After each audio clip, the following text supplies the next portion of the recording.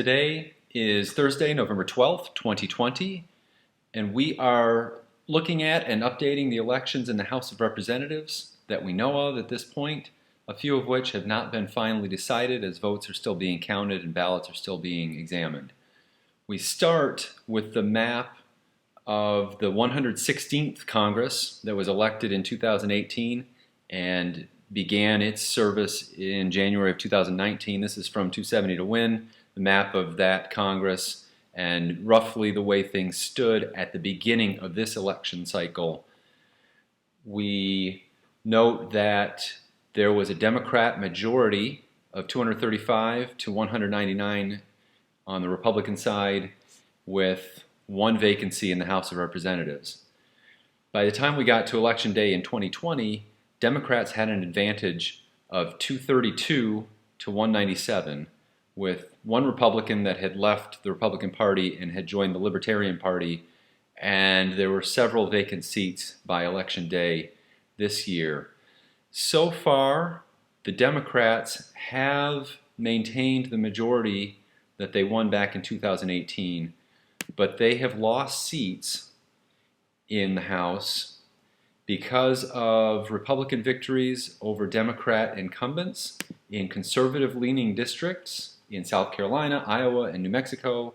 Longtime Republicans also held on in Missouri, Michigan, and Ohio.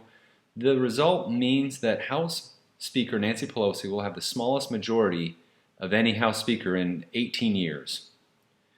It's clear that a small but important number of voters who didn't like Trump and instead voted for Biden also didn't want to give control of Congress to the Democrats. And frankly, the Republicans did a lot better than most people expected. So here's the map roughly of what we know of right now. And Republicans won or are leading in the ballot counts in most House races rated as toss-ups by independent political analysts prior to the election. They also successfully defended their endangered seats and picked up 6 that were seen as leaning in Democrats' favor. Now, Democrats are arguing about how this happened. Some that are more centrist or more establishment candidates blame leftist slogans like defund the police and Medicare for all, while others point out that the far left candidates won their own districts. So where do we stand right now for the new Congress that begins in January? According to Real Clear Politics, as of right now, Democrats are projected to have won 219 seats, 2 more than they needed to solidify a majority for the next Congress.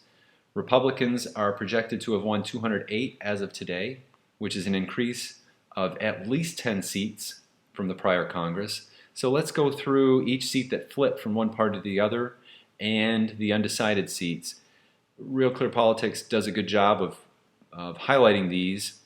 So if we look through the list here, most seats, as is well known, most seats retain whatever party was controlling them from before the election. Hold, hold, hold, hold. Most of these seats are being held. One pickup there for the GOP, California District 48.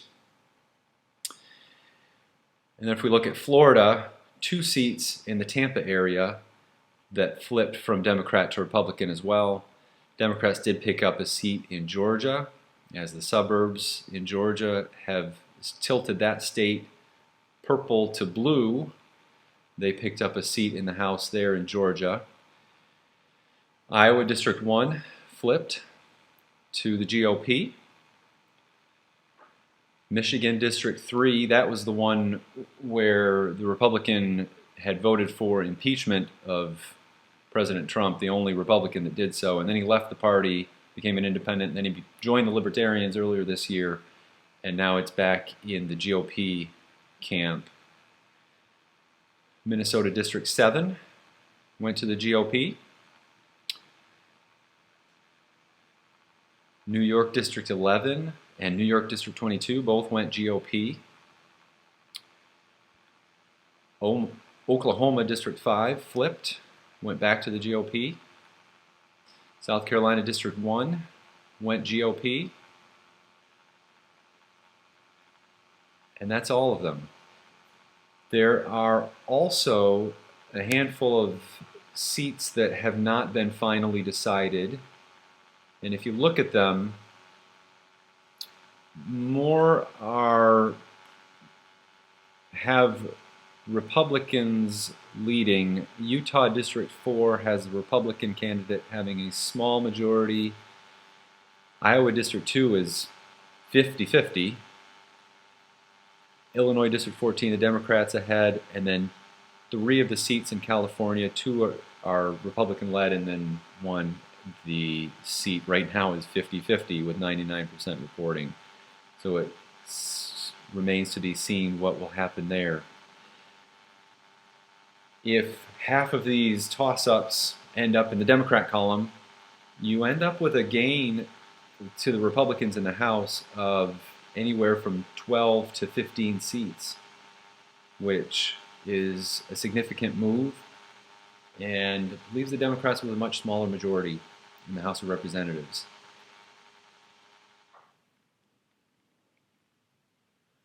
A couple more points about the House elections this year. Coming into the 2020 election, the website 538 only gave Republicans about a 1 in 6 shot of picking up 6 or more seats.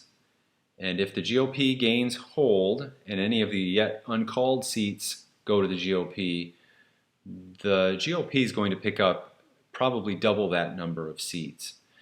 It's not just the flipped seats that are impressive, though. Not a single Republican incumbent has lost in the races that we know the outcomes thus far. Only one of the incumbents in the Republican Party in California, who won a special election in May, might lose his seat. Open seat races have also been friendly to Republicans. Despite the large number of GOP incumbents who retired or left office, the GOP had to defend 35 open seats, compared with the Democrats' 13. But of those open seats projected so far, only 3 of them have gone to Democrats. And 2 of those were in North Carolina, where because of redistricting, the GOP had pretty much written off those seats as ones that they would hold. The other thing here is the number of Republican women who won elections, and that's what I have here on the screen.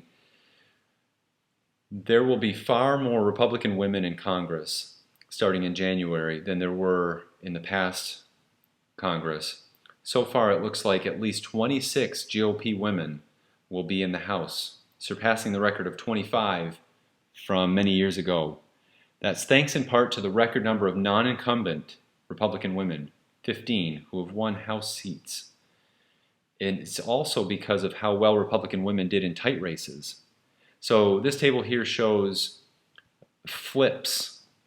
There were 7 here, women who flipped seats, 1 in Florida here, 1 that won big in Minnesota,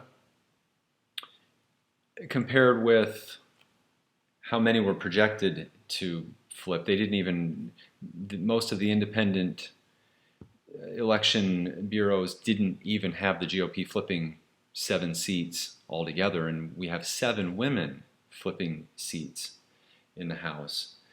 This is a big deal. It makes the GOP more diverse. Part of the problem for the GOP, clearly, has been women and suburban women leaving the party and going to the Democrats. The hope for the GOP is that with more women representation in the House of Representatives and down ballot, that they'll be able to maybe get back some of the women, and particularly suburban women, educated women, who they've lost over the years. Taking one last look at the races that have not been called yet, have not been decided. This is the New York Times. And in California, there are 3 races that have not been called. 2 of them have Republicans leading, although one of them has a Republican leading by only about 150 votes. There is 1 in Illinois in which the Democrat is ahead. There are 8 in New York, and of these 8 races, 5 of them have the Republican leading. And then lastly, there's one in Utah, and the two candidates are separated by less than 0.5%. Now, as of right now, the New York Times has 219 races called in favor of the Democrats and 202 called in favor of the GOP. If these leads hold, whoever's leading right now as of Thursday afternoon hold, that would add 8 more House seats for the Republicans and 5 more for the Democrats, 6 more. So it would end up with a 225 to 210 majority for the Democrats, which would be a 13-point swing for the Republicans and about 8 losses for the Democrats when you take out of it the vacant seats that were out there and the one Republican that switched to independent and switched to libertarian. And you end up with a Democrat majority of about 15 in the House of Representatives. Thank you for watching this video. Please comment or give suggestions below. Click on the Political Tangents icon to subscribe, and I hope you check out some more of my videos. Thank you again for watching.